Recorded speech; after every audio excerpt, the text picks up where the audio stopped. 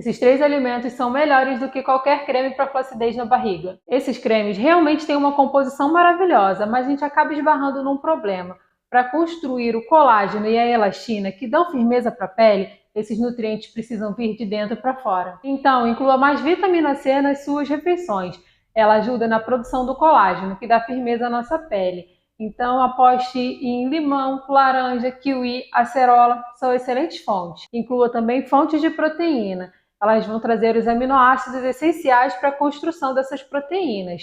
Então, você pode colocar feijões, carnes, whey protein, colágeno, vai te ajudar bastante. Inclua também cereais integrais, como o arroz integral ou a aveia, uma fonte riquíssima de silício, que vai também ajudar nessa produção do colágeno. Então, não adianta investir em cremes caros se você não faz o básico, que é investir na alimentação e na atividade física. E para mais nutrição na vida real, me segue!